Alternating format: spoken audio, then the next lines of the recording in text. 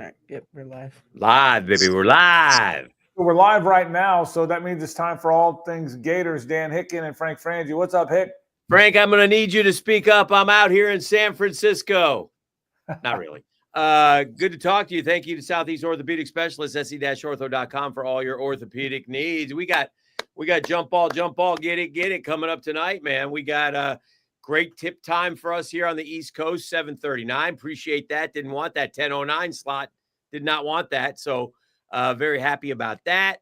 And trip to the Elite Eight at stake against a good Maryland team. Look, they're all good from here on out. So I expect they got a couple bigs. We got a little more depth. What are you thinking about tonight's game with Maryland as we get through that? That UConn team was tough. That was tough. I got a lot of thoughts. And by the way, if you're watching this, not watching it live, we recorded it Thursday morning. So we recorded it, 8 hours or so or whatever, 10 hours before the tip-off of the game. So we're here at 10 in the morning on Thursday. Look, I like where they are, and I really do. I didn't like the UConn matchup. It worried me. I told some buddies right before the game, I don't have a good feeling about this. I think a two-time defending champion goes down hard, Dan, and they did. They fought. Florida was better and found a way to win the game. But I feel pretty good about this one. There's no knock on Maryland. Maryland's got a good team, but they've been a 12 seed and a 13 seed. They're not deep. Florida's the mega deep team. Again, it's not going to be easy, but this is a Gator team that of their 14 SEC wins, they won 11 of them by double digits, right?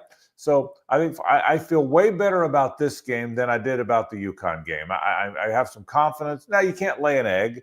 The other thing, too, is, Dan, they got that stuff out of their system, I hope. There are two Achilles heels, you know this, turnovers and missed free throws. Well, they're not going to turn it over any more than they did, and they're not going to miss any more free throws than they did, and they still won the game. So, hey, look, a lot of things go wrong. Anybody can win at this point. But given all of that, I'm confident about tonight's game. How about you? I am. Well, before we get back to let's talk about that a second, and then I want to go back to the UConn game a little bit. But one other factor I think with Maryland is their coach is in flux, right? I mean, so that's got to be a little bit of a distraction. Looks like he might be going to Villanova. Is he? Isn't he? He's not happy with the administration. The AD's gone. I mean, so there's all that kind of going on around the program as well. You got to kind of keep that away from the kids, but it's tough. Yeah, I like the matchup. I think it's good.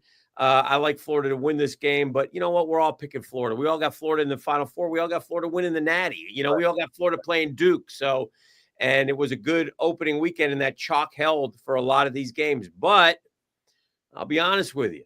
As I was watching that game last weekend, I was preparing the concession speech. Me too. It did not look good, man.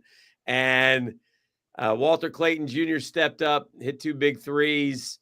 It was a game that, like you said, a lot of things went wrong for Florida and UConn and Danny Hurley, who's an unlikable so-and-so, by the way, but, can flat out coach, had his team well prepared. They were trying to keep the game in the 60s. And then the Gators found another gear with 5 minutes to go. Their season was on the line, and they responded, and they were able to grab the victory, man. Yeah, there's something, I really believe this, Dan. There's something about a team that's accustomed to being there, playing a team that's not. I'm not making any excuses for them, but I think that's real. I really do. Yeah. And Florida looked like a team, at least in the early going or much of the game, that wasn't accustomed to that stage. Neutral court, more fans for the other guy, all the expectations. It's the NCAA tournament, man. And the bottom line is, Elijah Martin went to a Final Four a couple years ago. But for the most part, none of these guys have ever been deep in an NCAA tournament. And the UConn guys had been. And that mattered, and you got beyond it. Now you've got that experience. Maryland has no more experience than you do. So, I felt if you got by that first one, somehow, man, get by that first one, then you can get on a roll in this tournament. And I think they're going to. Well, the other thing is, look, you're a number one seed for a reason. You're a great team. But, like you said, the experience is not there. You're a 1 seed. You're going to play the 16 seed. You're going to win that game. It's only once in the history of whatever. It doesn't happen. And so you take care of that business. Then you get a team that's got a lot of things going for them. 8-9 is a tough matchup. They're playing hard, tough basketball. You're skating through. And all of a sudden, bam, you get punched in the face, man. And UConn created this, we don't got to. I'm sure Danny Hurley said they got to beat us, man. Right. We don't got to beat them. We're the 2-time defending champs here, guys. And so he did a great job of creating that and made it difficult for Florida. But you're right. The fact that they were able to dig deep, find a way to get that victory. And, man, all year long when Florida needs a basket, Walter Clayton Jr. has delivered. And those are memorable threes. Those go down in your memory banks of all the Gator basketball trips to the NCAAs. Those go down in your memory banks as big-time clutch shots. Big time. I would say maybe if they win it, the biggest shots in their history, because the two championship moments like that, they just blew everybody out or found a way to beat people. It reminded me of the 3 Craig Brown threes. Remember that? Against BC, came off the curl 3 straight times and drilled threes to get him to the Final Four. It reminded me of the Mike Miller runner against Butler in 2000. It was very similar to that. So no, I'm telling you that Walter Clayton Jr. is going to go down as one of the best Gators ever. He's on the Mount Rushmore. Yeah. He is really, Neil Walk had all the points. He's the best player. Vernon Maxwell, I think, is the most talented guy they ever had. Then obviously all those guys on the 04s, but this guy is right there, man. Yeah. He's a fantastic player. So I'm confident of where they are. I'm confident how they'll play tonight. The challenge is Queen and Reese, the 2 big guys from Maryland, are big now. They're 6'10", 260, 6'9", 255. So they're big and physical like Florida. So Chinyalu's going to play one of them, and Condon and Micah will all kind of team up on the other one. But they can't get any foul trouble. My guess is that Elijah Martin will play Gillespie because he's the lightning quick point guard, and Martin's the best defensive guard we have. I would imagine that. I would imagine that Will Richards is going to play Rice because Rice is their great shooter. And Will Richards got those long arms, and he's a good defender on shooters. So I would think that. So I would think he's a very athletic, long defensive player. So I would think that's how they'll match up. Florida will play a lot of that man-to-man. They're going to play in his zone. They may do that 1-2-2 at some point just to speed up the game. By the way, that was a great move by I thought Todd Golden. The 1-2-2, he didn't stay in it very long, but it sped UConn up. Yeah. It took a while to get across the timeline, and then they got in a hurry rather than taking their time, and I thought that affected them offensively. So I'm excited. I was anything to get away. If you remember that UConn game, that the start of the second half, man, they had like 5 layups in a row. Right. And I was like, they're not shooting it that well from the outside, fellas. Let's pack it in a little bit here. Right. And I thought Chinyalu, you mentioned him. I thought he provided a huge spark because he got into foul trouble. So he didn't play a ton of minutes. But that second half, when he came in, grabbed a couple rebounds, got a couple easy baskets, and that kind of got Florida going a little bit. I thought he was key to their success. So, and you see the rotation start to tighten up a little bit.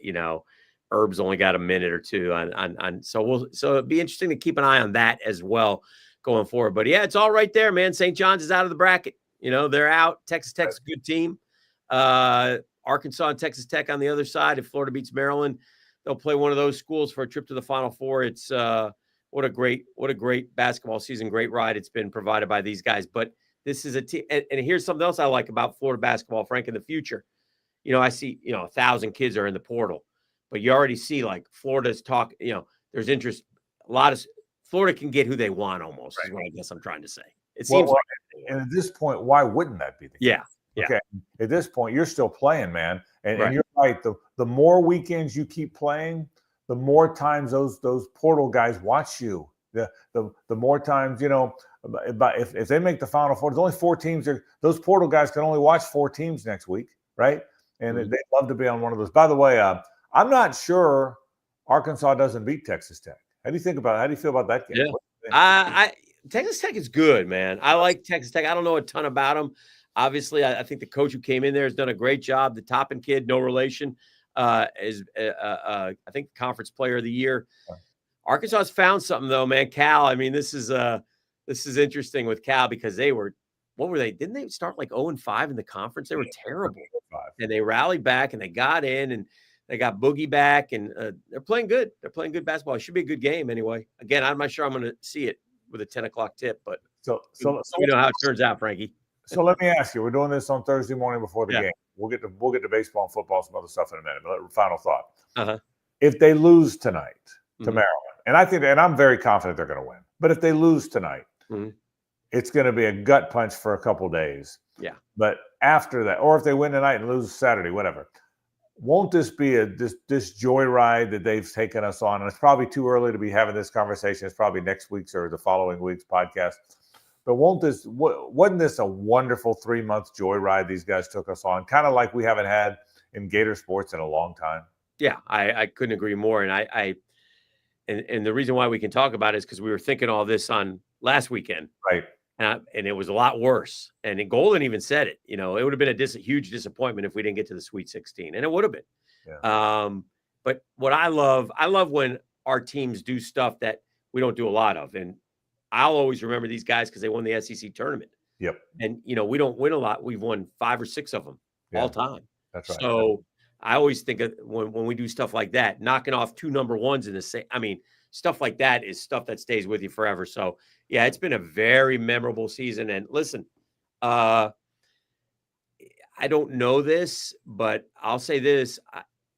I'll wear this one. I think Todd Golden has a chance to make this an elite program again. And I didn't think that could happen. So I tip my cap to what he's been able to do and what he's been able to accomplish. Look, but this is a special group, and you don't get this kind of group every year at Florida. So take advantage of it, man. Enjoy the ride. But to the guys, take advantage of this opportunity. Go beat Maryland. You're favored. You're the better team. Go beat them. Go win the next game. Get to the Final Four. Get that experience, man. It's second to none. So yeah. I totally agree. So I can't wait to watch it tonight, 7:39. Again, we're recording this. If you're not watching it live, we're recording do it live on a Thursday morning. It offsets the pain of the baseball season. Yeah. And I listen, the baseball team, if you follow it, by now, they lost 6 in a row to start the SEC season, 3 to Tennessee, 3 to Georgia, and got walloped in some of those games. Here's what I do think. Then it's a long season. Yeah. Barely got to 500 last year, and then almost won the damn thing. Got to Omaha. Everyone knows the scores from last year. So it's a long year. I'm not trying to make excuses for them. I sound like I am. But when you lose your Friday and Saturday starters, and you start the season with 2 of the best teams in the country, it's a bad recipe, man. Liam Peterson might have been the best pitcher in the country, and he might have been all the draft analysts thought he would be the first college pitcher taken in the draft next year, Dan, or this summer, this June.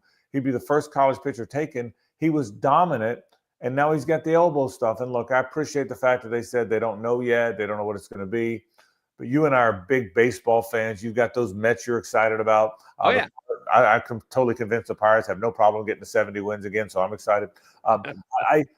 We know baseball. And when you see the elbow discomfort, we know what it means. It means Tommy John and gone for the year. Now, I don't know that's the case with Liam Peterson. I don't want to talk out of school. I don't have any insight or any inside sources on it. But history tells you that when you see elbow discomfort, that generally means Tommy John. And I hate it for him, and I hate it for the Gators. Capolo's been hurt so much since he's been there. They're playing tonight against Ole Miss. Aiden King, a freshman you and I probably both know from Jacksonville, he's their Thursday night starter now, Dan. So tough times for the baseball team. Well, it is. And right. You said it well. I went to the game the other night in Jacksonville, the Florida State game. And I know, there's emphasis on, there's certain things that everybody tries to accomplish midweek games. I get it. We get upsets all the time. I left miffed because I really wanted them to, because they fought back. I had no business winning. They're up 4-3 in the 9th inning. Right. We got 5 guys come up for Florida State. We didn't record 1 out, same pitcher. I just didn't understand why we didn't make a move. I just was frustrated with that part of it. But look, in Sully you trust. You gotta let them ride it out. The problem is 0-6 isn't the end of the world. The problem is you look up and you're playing 15th ranked Ole Miss. The problem is you look down the road and you got another ranked and then another ranked and then another. That's the problem. It's the SEC baseball this year might be even more powerful than SEC basketball, So that's the problem. So it really would have behooved you not to blow the Friday night game against Georgia, steal one in Tennessee where you had a lead on Sunday and bring one, if you're 2-4, we're okay. 0-6 stands out a little bit more. Yeah. Oh, no question. Jeff Cardozo, who's the play-by-play voice, who does such a good job on Gator baseball, I was at the game too. We did our show from the Florida FSU game, and he sat in with us. He said you probably need to get to 12. 12 and 18 in that league probably gets you at least gets you in a regional. Which you got to go 12 and 12 the rest of the way. And I think you can do that. I think their team's good enough to be a middle of the pack SEC team. And again, look out when Florida gets in that. They've proven that now. I mean, in 16 possibilities, been to 9 College World Series. It's just astounding. But you got to get to that 12. Again, it all comes down to the pitching. Look, Alex Philpott's the guy they their closer. I think what was most depressing for me in the Florida State game, not the Lodi's Granny. He's a great player. It's the walks and hit batsmen. Oh man, can't do that. They're not throwing strikes. Yeah. I think if their pitchers throw strikes, they're going to be okay. I think. I mean, look, you're Florida. The guys you're getting are the top perfect game guys and the top recruits. You got good talent, but you got to throw it over the plate. I think that's the thing that's most concerning and disappointing with Philpott particularly. Go throw. You got a 1-run lead. You've made the point. Florida had 1 hit when they went to the 9th. Right. That they got a 2-strike double and a blooper. Next thing you know, they're ahead. Yeah. Man, steal you that thing. Steal it. Right. Or throw strikes at least. By the way, FSU had 7, 8, 9 coming up. They're the bottom of the order. Yeah. Throw it over the plate. Yeah. And that was the pressing. So anyway, final thing before we wrap this thing up. Football, spring football. I'm getting excited. I will tell you, and I feel way better about this, that the word is that DJ Lagway's fine. That was my biggest fear. Yeah. Is there something wrong with his shoulder? Sure. And I don't know all the details, but the more I hear about people that I talk to that kind of are connected, relax, Frank. He's going to be fine. There's no reason to believe anything he's got will linger into the season. And once you know more about the details, you probably would know that. And again, I'm not going to pretend I know more than I do. But I was worried about that one a little bit. Now I feel way better. How about you? Well, I do feel better, and so I'll take that. And I don't know if we've talked about this, but I'll say this: if you listen to people around the Florida football program or the experts, you keep hearing little bits and pieces. Well, the little bits and pieces are starting to add up to a team that not only should be in the college football playoff, but should compete for the SEC championship. Frank, DJ Lagway says we'll have the best offensive line in America. They're raving about the Dallas Wilson kid. Compare him to the Jeremiah Smith kid at Ohio State, and you got Trey Wilson back. So all of a sudden your receivers look really good. We know the freshman running back last year is going to make this big jump this year. Is going to be, and we got a heavy duty running back room, right? So, and we got DJ Lagway, who you just told me is going to be fine and I should relax, who's going to be a Heisman Trophy candidate.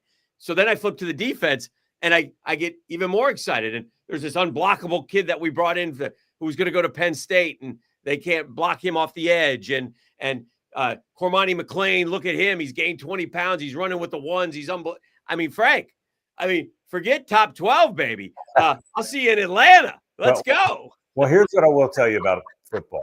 I tell you what I really do think. I'm not kidding. Yeah. Defense has got a lot of dudes now, which they haven't had in a long time. Yeah. I think DJ Lagway's right about the offensive line. And I think that running back room's ridiculous. Right. I think those things are all true. Those three things. Okay.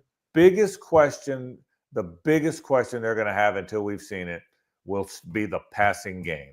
As generational as it feels like DJ Lagway is, he still was 14 touchdowns and 7 picks or whatever it was. Yeah. I don't know the exact number, but he still hasn't had that 25 touchdown, 3 pick season. All right. So I'm still, the receivers are still new. They're talented, man.